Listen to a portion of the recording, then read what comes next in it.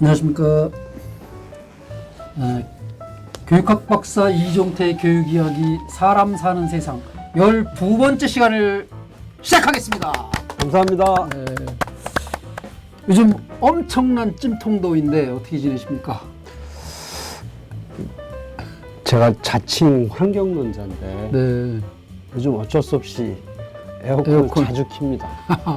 껐다 켰다 껐다 켰다 키면서도 죄송스러운데 뭐 아무것도 못하겠어요. 더워서. 네, 정말 덥죠. 네. 이제 집이라는 게 되게 이제 큰 아파트는 좀 다를 텐데 네. 이게 단독 비슷해가지고 네.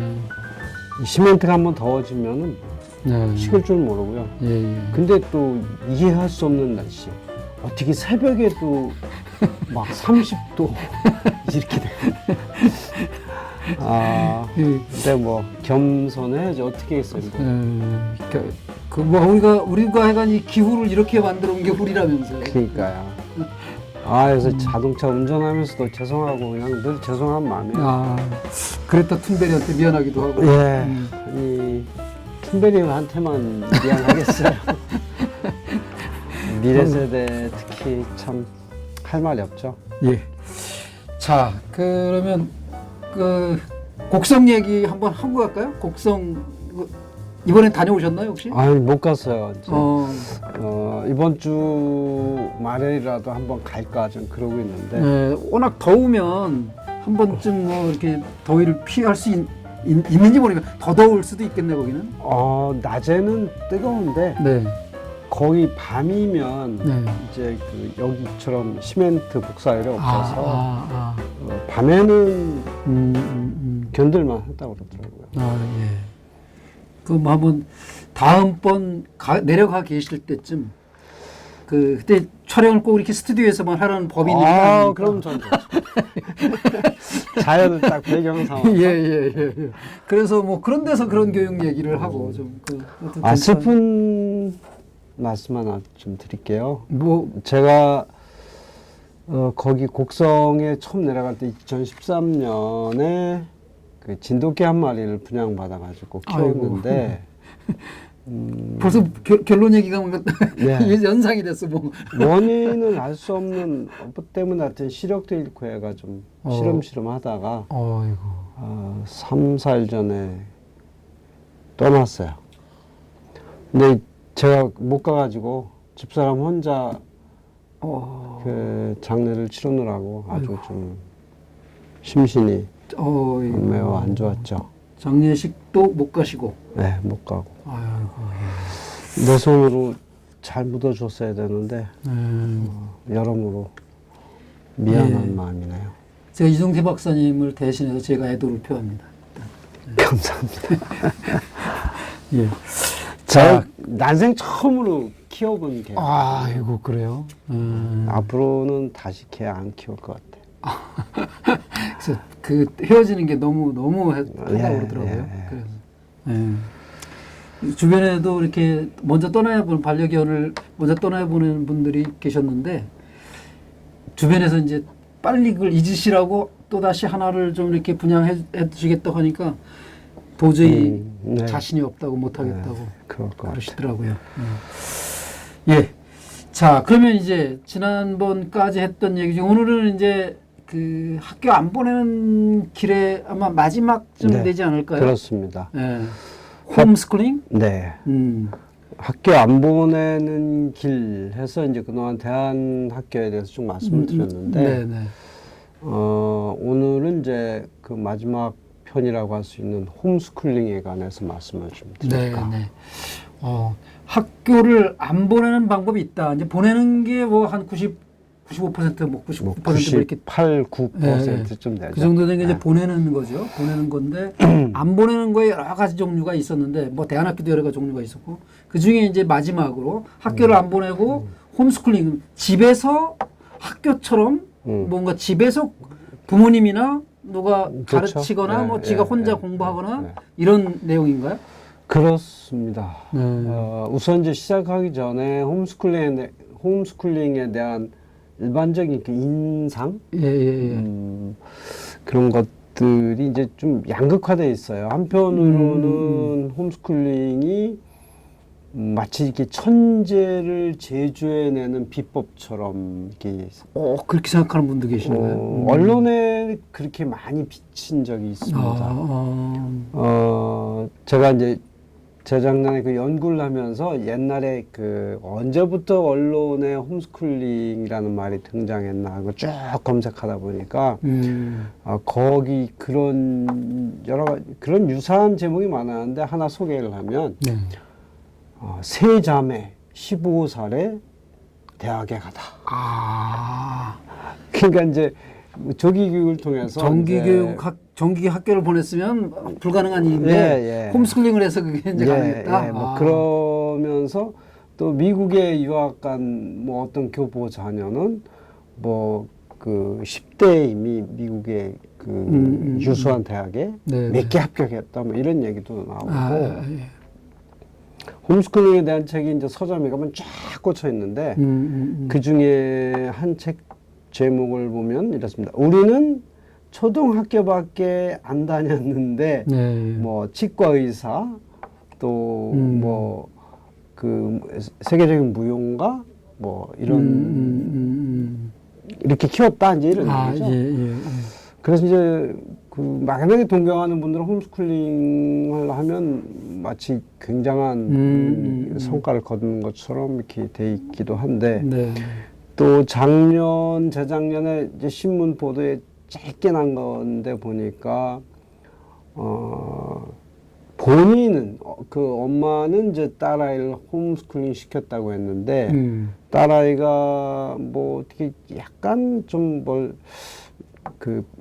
좀 아팠는데 병원을 안 데릴 것 같다는 게 이제 신고가 돼가지고 아동 학대로 이게 재판을 받는 경우도 있어서 홈스쿨링은 자녀 교육을 게을리하는 일부 부모들이 그걸 뭐 이렇게 숨기기 위한 방편으로 활용된다는 아니 극과 극의 시각이 이제 교차하고 있죠. 그러나 하여튼 뭐 분명한 것은 홈스쿨링이라고 하는 것을 제가 연구하면서 보니까 학교에서 받는 온갖 스트레스들 있잖아요. 뭐 공부에 이제 굉장히 스트레스를 받는다. 시험 성적 때문에 어렵다. 내가 하기 싫은 공부를 매번 해야 된다. 또 보기 싫은 선생님 또는 친구, 학교 폭력 이런 거를 늘 시달리면서 다녀야 된다. 이걸 일체 다 일거에 해결할 수 있는 방법이다. 이렇게 이제 좋아하시는 분도 있고. 근데 이제 제일 좋은 거는 아이들이 그 자기의 리듬에 맞춰서 이제 좀 자유롭게 공부할 수 있고 한번 이렇게 몰입하게 되면 그냥 주장창 그것만 해서 짧은 시간에 정말 깊이 있는 데까지 갈 수 있고 45분 하고 쉬고 뭐 이런 거 안 해도 되니까 없고요. 또 하기 싫으면 그냥 2, 3일 그냥 쫙 놀고 여행 가고 근데 하고 싶은 마음이 들었다. 그러면 이제 그렇게 열심히 할 수 있고 또 내가 이 책에서 읽다 보니까 어떤 선생님이 굉장히 훌륭하신 분 같다. 그분한테 찾아가서 도움을 받아보고 싶다. 그럼 이제 편지를 써서 또는 전화해서 이제 약속이 되면 그분하고 딱 죽이 맞으면 또 그분한테 개인적으로 얼마든지 배울 수 있는. 그래서 어떤 면에서 좋은 측면만 보면은 학교 교육이 가지고 있는 모든 단점을 넘어서서 정말 아이에게 필요한 교육, 좋은 교육을 할 수 있는 방법일 수 있겠구나. 어떻게 보면 대한교육 중에서도 가장 대안적인 이런 장점도 가질 수 있는. 그래서 좀 이 방법을 조금 눈여겨볼 필요도 있겠다는 생각을 해봤습니다. 그러면 용어가 홈스쿨링 이런 거는 우리나라에서부터 생긴 건 아닐 거 아니에요? 그쵸. 영어죠. 홈이라는 건 가정이고 스쿨링이라고 하는 학교 교육이라는 뜻인데 그러니까 그 글자 뜻대로만 보면 학교 안에서 학교 교육과 비슷한 것을 한다. 이런 얘기겠죠. 실제로 미국에서는 주마다 이제 그 제도가 다른데 어떤 주에서는요. 부모에게 교사 자격증을 요구하는 사람 주도 있고, 홈스쿨링 하려면 예, 허가 받으려면, 예, 그다음에 예. 이제 공부하는데 이 학교 공부처럼 시간표를 다 짜와야 돼요. 그것도 어디 교육청이나 이런 데 등록을 하고. 예, 예. 이제 제일 엄격하게 이제 하는데, 근데 또뭐 많은 주들은 이제 그렇게까지 요구 안 하고, 네. 대체로 학습 목표를 뭘로 세울 거냐. 그래서 뭐 1년 동안에 올해 공부할 교과목이나 네, 내용이 네. 어떤 것들이고 이런 것을 이제 대체적인 계획을 세워서 제출하기도 하고 그러는데 네. 거기는 이제 홈스쿨링을 제도적으로 인정을 하는 나라니까 네.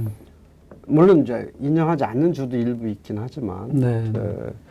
인정하는 경우에 어떤 형태로 할 거냐를 이렇게 교육청에서 다 정해놓고 정기적으로 신고를 하고 네. 또 많은 주에서 이 시험도 보게 하고 성적도 제출하게 하고 그냥 홈스쿨이 아닌데 그거. 그러니까 이제 그러니까 스쿨링을 집에서 한다는 뜻으로 이제 보는 거고요.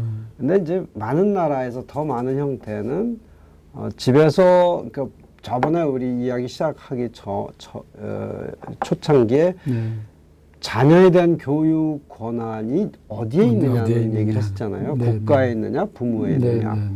이제 서양에는 부모에게 있다는 전통이 강해서 대체로 그 인정하는 편이죠. 그래서 이제 그 방식이나 내용도 부모에게 이제 이름을 해서 상당히 좀 자유롭게 할 수 있는 그런 식입니다. 제도권 학교는 미국은 좀 다른 것 같은데 유럽을 보면 독일 같은 경우는 한 90% 이상이 공립이잖아요. 우리는 뭐 중고등학교는 웬만한 게 다 사립이고 공립 비중이 굉장히 낮아요. 그 중고등학교는 그래도 우리나라에서 이제 공립이 비중이 좀 많은 편이고요. 그래요? 중학교는 훨씬 많고 고등학교도 조금 더 많은데 이제 지역에 따라서 사립이 많은 데도 있고 대학 교육이 이제 압도적으로 사립. 대학은 대학은 압도적이죠. 이 홈스쿨링이 이제 외국에서 처음에 등장할 때 그 어떤 사람은 그렇게 얘기하기도 합니다. 중세 때는 한국도 다 홈스쿨링이었어. 이렇게 얘기해요. 서당 보내기 직전까지는. 그런데 그걸 홈스쿨링이라고 얘기하는 건데 조금 어거지고. 본래 스쿨이라고 한 학교 제도가 정착이 된 이후에 나온 게 홈스쿨링이라고 봐야 되잖아요. 특히 공교육 제도, 의무교육 제도가 이제 도입되고 나서 모든 부모가 자기 자녀를 몇 세 이상이 되면 학교에 일정 기간 보내야 된다라는 법이 만들어지는 걸 반대해서 이제 홈스쿨링이 등장한 건데, 미국에서는 주로 종교적인 문제로 그렇게 시작됐다고 그래요. 미국도 이제 청교도들이 처음 세웠잖아요. 저 동부 13개 주에서 처음에 독립선언하고 그럴 때 그 사람들의 기반은 이제 기독교였고 그래서 그때 그 처음에 그 미국 공교육을 세운 호레이스 만이라는 사람이 이제 공립학교 제도를 처음에 이제 만들었거든요. 그때도 학교 교과 목적에 성경이 있었어요. 공립학교인데도. 근데 이게 20세기 언제인지 시기는 제가 지금 기억을 못하는데 들어와서 아예 공립학교에서 이제 성경도 못 갖추도록 돼 있죠. 이렇게 되면서 기독교인들이 반발해가지고 우리는 그럼 학교 안 보내겠다. 따로 우리 아이들을 가르치겠다. 이렇게 해서 이제 홈스쿨링이 이제 처음 도입이 됐죠. 물론 이제 공립학교 제도가 여러 가지 문제점을 안고 있어서 자유학교 운동을 벌였던 여러 그 흐름 속에서도 이제 홈스쿨링이 같이 등장하는데, 뭐 홀트라고 하는 학자가 이제 거기에 굉장히 큰 기여를 좀 했습니다. 홀트 아동집에 거기 존 홀트라고 교육학자였습니다. 그분의 교육 철학이 그래도 홈스쿨링에 녹아 있는 거예요? 그렇죠. 홈스쿨링과 대안학교 뭐 이런 쪽이 이제 두루 녹아 있는 건데, 그건 뭐냐면 강제로 아이들 데려다가 그 통제 위주의 교육을 하는 것, 이거는 아이들을 음. 망치는 길이다. 이런 거죠. 아이들에게 좀 더 자유를 줘야 된다. 전에 언젠가 박사님 얘기하시다가 생각 안 났던 게 지금 떠올랐어요. 프로메테우스의 침대. 아니요. 프로메테우스는 불의 불을 인간에게 근데 준 신이고 침대 한번 검색해 보세요. 아니요, 좀 지금 달라. 딱 떠올랐는데. 아니요. 아니요? 네, 다른 이름이에요. 좀 다른 이름. 여기 어려운 이름. 그래. 프로메테우스의 침대 같은데. 그 입에 딱 익었는데. 그건 잘못 익힌 거고요. 하여간 그렇게 이제 예. 저는 이제 브레시트 생각을 해가지고 서랍 속에다가 사람 집어넣고 막 그 손발 자르는 거였는데 하여간 그렇게 이제 규격화된 틀에 박힌 교육을 거부하는 그런 홀트라는 교육학자의 그런 그런 일을 광범위한 하여튼 저술 네. 활동도 하고 네, 교육 네. 운동을 펼치면서 네. 그 부분에 이제 영향으로 홈스쿨링도 이제 활성화되고 다른 한편으로는 이제 프리스쿨 무브먼트라고 네. 자유학교 자유학교 운동이 운동. 또 이제 1970년대 전반 중반에 이제 굉장히 미국 전역을 풍미하게 만든 그런 그래요. 그러면 이제 홈스쿨링 하는 거의 장점. 이제 들어가기 전에 그 서양에서 유일하게 그 홈스쿨링을 허가하지 않는 나라가 그런 나라도 있어요. 있습니다. 그게 독일입니다. 그거 독일은 의외네요. 모든 걸 어떤 국가가 이제 좀 주도해야 된다는 성격이 강해가지고 그래서 그 옛날에 신문들 뒤적이다 보니까 홈스쿨링을 하고 싶은데 독일 본국에서는 안 되니까 미국으로 이민 온 사람들 그런 기사들이 종종 나더라고요. 홈스쿨링 위해서? 예. 유럽의 다른 나라는 홈스쿨링 허가된다면서요? 대부분 다 인정이 되고 있고요. 근데 동양은 또 인정되는 나라가 거의 없어요. 물론 동양이라고 이제 그 한중일과 같은 이쪽 극동 지역을 얘기를 하는 건데 동남아 지역은 어떤지 모르겠습니다. 거기는 서양 식민지였던 데는 그런 게 있을지도 모르겠는데 동양에서는 어떤 홈스쿨링이 별로 발달하지 않았고 서양은 이제 아까도 말씀드렸듯이 이제 자녀에 대한 교육권이 우선적으로 부모에게 있다는 오랜 전통 때문에 아마 그랬을 거라고 생각하는데 그게 제도적으로 인정이 되거나 아예 뭐 특별한 제도는 없어도 그거에 대해서 국가가 별로 개입하지 않는 방치 비슷한 게 이제 많이 있다고 볼 수 있고요. 우리나라는 어때요? 우리나라는 당연히 한중일의 맨 앞에 있는 금지된 홈스쿨링 불법이에요? 불법입니다.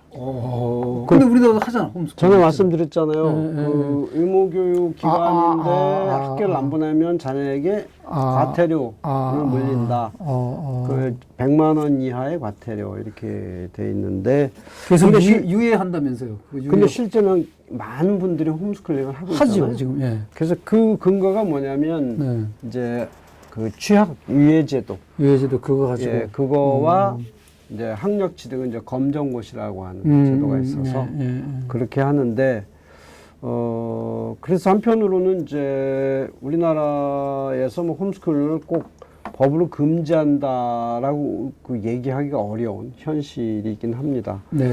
다만 이제 홈스쿨링을 하는 분들에게 그 아무런 지원이 없으니까 뭐 지원이라고 하는 유무형의 지원인데 뭐 정보라든가 교재라든가 뭐 이런 것들을 지원한 아무 데도 없고 교육청에서도 또 학교에서도 홈스쿨링 한다고 하면은 이제 다들 뭐 이상한 눈으로 쳐다보고 또 일반 사회에서도 너는 학생인데 왜 학교 안 가니? 그 말을 듣는 것들이 당사자나 부모들한테 굉장한 스트레스가 된대요.